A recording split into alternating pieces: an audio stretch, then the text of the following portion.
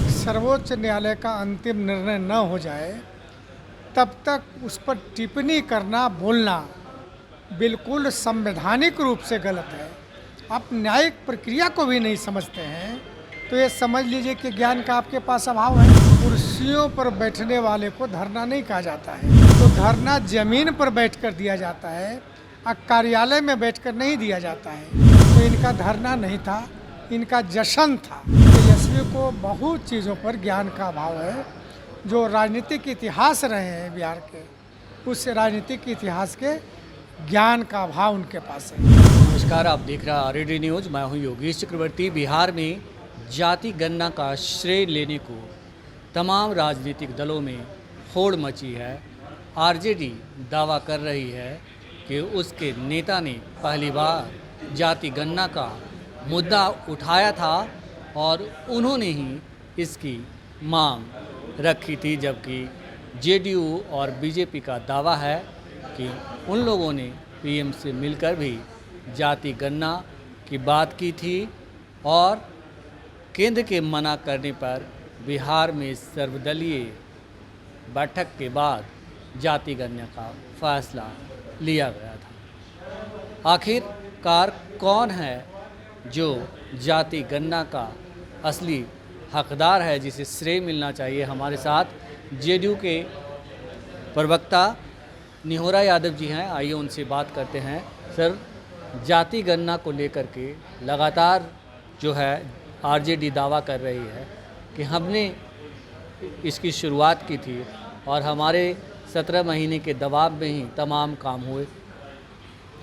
देखिए, आरजेडी वाले मिसलीड कर रहे हैं। 2011 में भी जातीय जनगणना की बात उठी थी और हमारे नेता आदरणीय नीतीश कुमार जी ने उस समय भी कहा था कि देश पैमाने पर जातीय जनगणना होना चाहिए। कांग्रेस की यूपीए की सरकार थी जिसमें आदरणीय लालू यादव, इनके पिताजी तेजस्वी जी के मजबूत भागीदारी थे उस सरकार में। लेकिन क्या हुआ नहीं हुआ देश जानता है। इस बार जो बिहार में हुआ, जिस समय बात आदरणीय नीतीश कुमार जी ने उठाया, उस समय तेजस्वी सरकार में नहीं थे, हम बीजेपी के साथ थे सरकार में। उस समय ही जातीय सर्वे की बात उठाई गई थी और सर्वदलीय बैठक बुलाकर लोगों से राय मशविरा किया गया था, जिस बैठक में तेजस्वी भी थे और सारे लोगों को प्रतिनिधिमंडल मुख्यमंत्री जी के नेतृत्व में प्रधानमंत्री के यहाँ मिलने गए। तो श्रेय तेजस्वी को कैसे मिलेगा? इनिशिएट लिया आदरणीय नीतीश कुमार जी ने, पैसा खर्च किया उन्होंने और श्रेय तेजस्वी ले रहे हैं।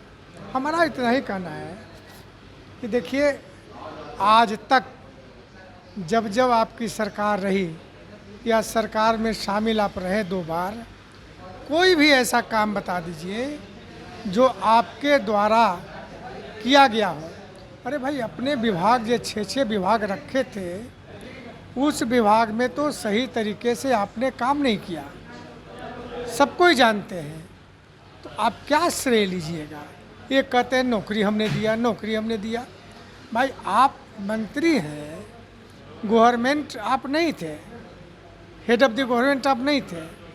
तो ये जो मिसलीड करने का काम तेजस्वी इसीलिए कर रहे हैं कि इनके पास इसके अलावे कोई मुद्दा बचा ही नहीं। कोई मुद्दा एनडीए की सरकार ने नहीं छोड़ा है बिहार में ताकि उन मुद्दों को उठा सके। तो जो हमने किया है उसी मुद्दा को उठाने का काम एक कर मिसलीड कर रहे हैं लोगों को।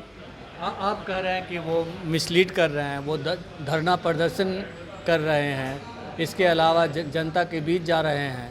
अभी 10 तारीख से यात्रा पे जाने वाले हैं और ये बताएंगे यात्रा के दौरान कि किस तरह हमने दलितों, पिछड़ों के हक की लड़ाई लड़ी, आरक्षण के लिए लड़ाई की। हाँ, देखिए, धरना प्रदर्शन कर रहे हैं, आप भी पत्रकार हैं। धरना, कुर्सियों पर बैठने वाले को धरना नहीं कहा जाता है। धरना आज तक जो हम लोग राजनीति करते रहे हैं और धरना प्रदर्शन, जेल भी जाते रहे, मार भी खाते रहे, तो धरना जमीन पर बैठकर दिया जाता है, कार्यालय में बैठकर नहीं दिया जाता है। किसी सार्वजनिक स्थल हो वहाँ जाकर हम लोग धरना देते रहे। तो इनका धरना नहीं था, इनका जश्न था। सारे कार्यकर्ता के लिए कुर्सी लगा दिया उन्होंने, कुर्सी पर बैठ के कह रहे हम धरना दिए। धरना का मतलब ज़मीन से जुड़िए ना, ज़मीन पर बैठिए। यह तो काम उन्होंने नहीं किया, इसलिए धरना का सवाल ही नहीं है। अब इसलिए मैं कह रहा हूँ कि ये तो मिसलीड करने वाली पार्टी है। खास करके तेजस्वी को बहुत चीज़ों पर ज्ञान का अभाव है। जो राजनीतिक इतिहास रहे हैं बिहार के, उस राजनीतिक इतिहास के ज्ञान का अभाव उनके पास है। नहीं, ज्ञान का अभाव है, लेकिन वो भी ये भी कह रहे हैं कि अगर हमारे पास ज्ञान का अभाव है और जेडीयू वाले के पास ताकत है, सीएम के पास ताकत है, अभी मजबूत स्थिति में है, वो पीएम मोदी से कुछ भी बनवा सकते हैं। तो जो विस्तारित 65% आरक्षण का दायरा बढ़ाया गया, तो वो पीएम मोदी से कह करके संविधान की 9वीं अनुसूची में डलवाएं। तो मैं जो कह रहा हूँ कि ज्ञान का अभाव है, तो यह सवाल जो उठा रहे हैं इससे तो साबित हो जा रहा है कि ज्ञान का अभाव है। भाई, सर्वोच्च न्यायालय में मामला लंबित है। जब तक सर्वोच्च न्यायालय का अंतिम निर्णय न हो जाए तब तक उस पर टिप्पणी करना, बोलना बिल्कुल संवैधानिक रूप से गलत है। आप न्यायिक प्रक्रिया को भी नहीं समझते हैं तो ये समझ लीजिए कि ज्ञान का आपके पास अभाव है। न्यायालय में जब मामला है तो अभी कैसे कुछ, जब तक अंतिम निर्णय न हो जाए तो कैसे कुछ कहा जा सकता है। भाई, ये तो हम लोग का शुरू के दिनों में ही माननीय प्रधानमंत्री को पत्र लिखकर 9वीं अनुसूची में डालने का आग्रह किया था। लेकिन सर्वोच्च न्यायालय का निर्णय तो आ जाए जब वहाँ लंबित मामला है। सर्वोच्च न्यायालय में मामला लंबित है सर, लेकिन तेजस्वी यादव का कहना है कि आप लोगों ने जानबूझकर जो है अपने संगठन के जरिए इसे लटकवाया, उन्हें कोर्ट भेजा और इस मामले को कोर्ट तक ले गए। वही इसीलिए तो मैं कह रहा हूँ कि भ्रम मिसलीड करते हैं। हम ही लोग मांग करने वाले, हम ही लोग लटकवा दिया। हम ये आरोप तो उन पर भी लग सकता है कि आपने ही लटकवा दिया। सब फजूल बात तेजस्वी बोलते रहते हैं। अरे, मुद्दों का सवाल उठाइए। हम तो ये कहते हैं कि आप यात्रा पर निकले हैं, विपक्ष के नेता हैं, बहुत अच्छी बात है। कम से कम बिहार के गांव गरीब को आप आमने सामने पता नहीं देख पाइएगा कि नहीं देख पाइएगा, कि शहरों से होकर लौट आइएगा, वो आप समझिए। लेकिन जिन सड़कों से आप जाइएगा, जहाँ बिजली का उपयोग करिएगा, जहाँ नली गली सड़क ये शौचालय ये सारे निर्माण हुए हैं, उसके बारे में भी ज़रा ट्वीट करके लोगों को बताइएगा कि नीतीश कुमार जी ने ये काम किया है। अगर कोई खामियां हैं बोलिएगा तो सरकार को लाभ होगा। लाभ इसलिए होगा कि उन चीज़ों को पूरा हम लोग करेंगे जहां हमारी खामी है।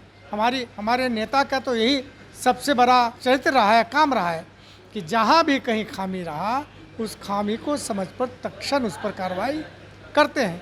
तो तेजस्वी उन चीज़ों को भी बताएंगे कि हाँ, नीतीश कुमार जी ने ये काम किया है। हमसे बात करने के लिए बहुत शुक्रिया सर, धन्यवाद। तो ये थे जेडीयू के प्रवक्ता निहोरा यादव, जिन्होंने साफ तौर पर कहा कि आरजेडी भ्रम फैलाने की कोशिश कर रही है जातीय गणना को लेकर।